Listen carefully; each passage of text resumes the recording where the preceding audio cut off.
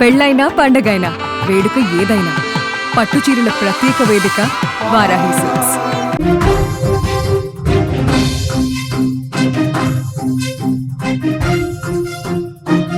Ukraine పై Russia భీకర దాడులు చేస్తూనే ఉంది. ఎడతెరిపి లేకుండా క్షిపణులు, డ్రోన్లతో బాంబుల వర్షం కురిపిస్తోంది. ఉక్రెయిన్ రాజధాని కీవ్ పై తాజాగా జరిగిన బాంబు దాడిలో 15 మంది పౌరులు చనిపోయారు. అయితే హైరైజ్ బిల్డింగ్, ఒక 9 అంతస్తులున్న ఒక బిల్డింగ్ పైన దాడి జరుగుతున్న దృశ్యాన్ని మీరు స్క్రీన్లో చూడొచ్చు. ఈ దాడిని ఇటువంటి బిల్డింగ్ల పైన వరుసగా డ్రోన్లు, క్షిపణులతో దాడులు చేస్తుంది రష్యా. ఎడతెరిపి లేకుండా ఆపరేషన్ స్పైడర్ వెబ్ తర్వాత రష్యా ప్రతీకారం తీర్చుకుంటానని ట్రంప్తో ఎప్పుడైతే చెప్పిందో, చెప్పిన తర్వాత నుంచి ప్రతిరోజు ఉక్రెయిన్ ఉరికిస్తోంది రష్యా. వరుస బాంబు దాడులతో ఉక్రెయిన్ ఉక్కిరి బిక్కిరి చేస్తుంది. ఇప్పటికే తీవ్రమైన నష్టం వాటిల్లినట్టుగా తెలుస్తోంది.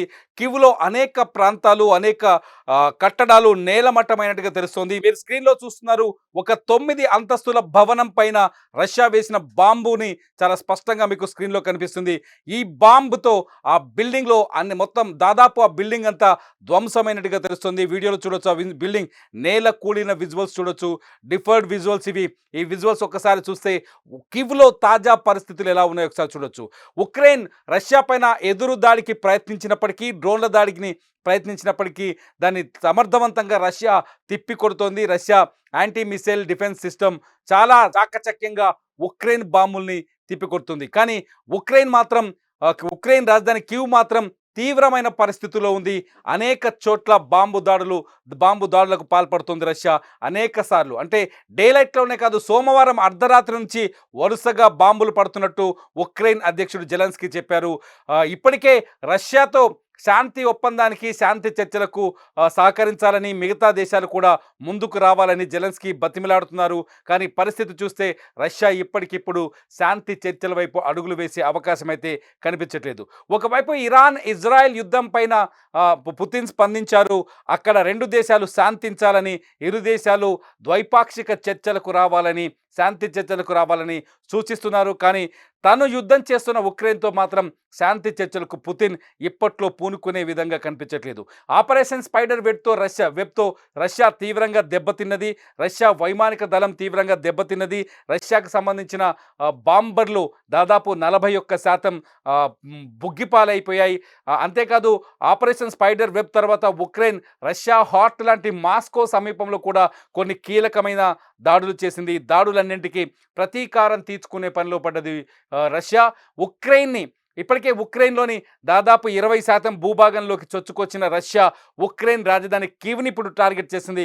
వరుసగా కీవ్ పై దాడులు చేస్తుంది. మీరు స్క్రీన్లో చూస్తున్న విజువల్స్ ఉక్రెయిన్ రాజధాని కీవ్లో తాజా పరిస్థితులు. అక్కడ మంటలు మండుతున్నాయి, పొగలు చెలరేగుతున్నాయి.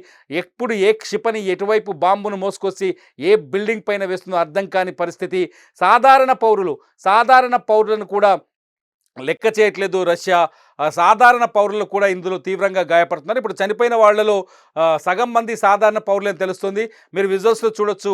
బాంబు దాడి తర్వాత ఉక్రెయిన్ రాజధాని కీవ్లో పరిస్థితులు మొత్తం ఒకప్పుడు సుందరమైన బంగ్లాలుగా ఉన్న ఈ ప్రాంతం ఇప్పుడు ఊహించని విధంగా నేల కూలిపోయి శిథిలాల కింద మారిపోయాయి. ఆ శిథిలాల కింద ఉన్న జనాల్ని రక్షించడానికి అనేక ప్రయత్నాలు చేస్తుంది.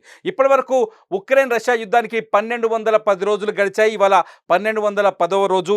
ఈ 1210 రోజుల్లో ప్రతీకార దాడులతో రెండు దేశాలు దద్దరిల్లిపోయాయి. సరిహద్దు ప్రాంతాల్లో అనేక మంది సైనికులు ప్రాణాలు కోల్పోయారు.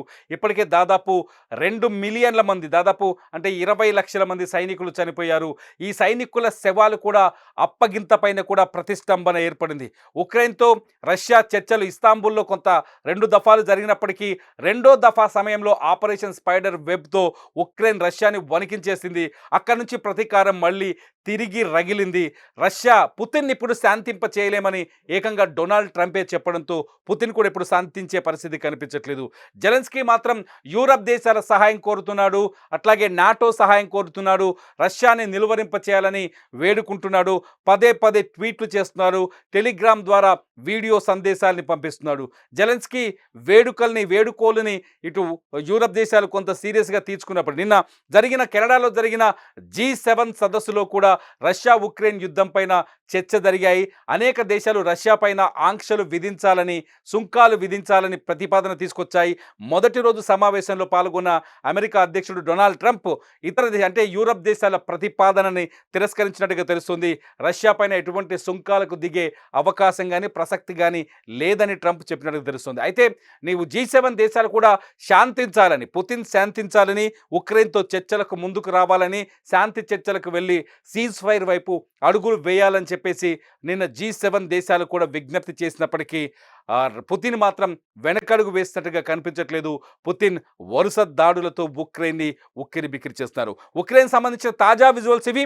కొద్దిసేపటి క్రితం ఉక్రెయిన్ మీడియా విడుదల చేసిన విజువల్స్ ఇవి. ఉక్రెయిన్లో తాజా పరిస్థితి పైన అక్కడి ప్రజలు కొంత ఈ వీడియోలు రికార్డ్ చేసి సోషల్ మీడియాలో పెడుతున్నారు. కొద్దిసేపటి క్రితం జరిగిన దాడి, ఇది ఒక బంగ్లా పైన జరిగిన దాడి. ఆ దాడిని చూస్తే అర్థమవుతుంది రష్యా కనీసం ఆలోచన కూడా చేయకుండా, సాధారణ పౌరులు చనిపోతారు లేకపోతే సామాన్య వ్యక్తులు చనిపోతారన్న ఆలోచన కూడా చేయకుండా ఈ దాడులు చేస్తున్నట్టు తెలుస్తుంది. మొత్తానికి రష్యా ప్రతీకార దాడులతో ఉక్రెయిన్ ఉక్కిరి బిక్కిరవుతుంది, తట్టుకోలేని స్థితిలో ఉంది. మీరేమనుకుంటున్నారు? రష్యా ఉక్రెయిన్ దాడులు ఆగిపోవాలి, రష్యా ఉక్రెయిన్ మధ్య శాంతి నెలకొనాలి అంటే మీరేమనుకుంటున్నారు? ఉక్రెయిన్ రష్యాకి క్షమాపణ చెప్పాలా, లేకపోతే రష్యా ఉక్రెయిన్ని క్షమించి వదిలేయాలా? మీరేమనుకుంటున్నారు? ఈ వీడియో కింద కామెంట్ చేయండి. మీ కామెంట్స్ పైన ఖచ్చితంగా మరో లైవ్ వీడియో చేస్తాను. మీరు సుమన్ టీవీలో లైవ్ న్యూస్ చూడాలి అనుకుంటే సుమన్ టీవీ లైవ్, అలాగే సుమన్ టీవీ డిజిటల్ లైవ్ని సబ్స్క్రైబ్ చేసుకోండి, ఫాలో చేయండి. ప్రతి వార్తని ప్రత్యక్ష ప్రసారం ద్వారా చూడండి.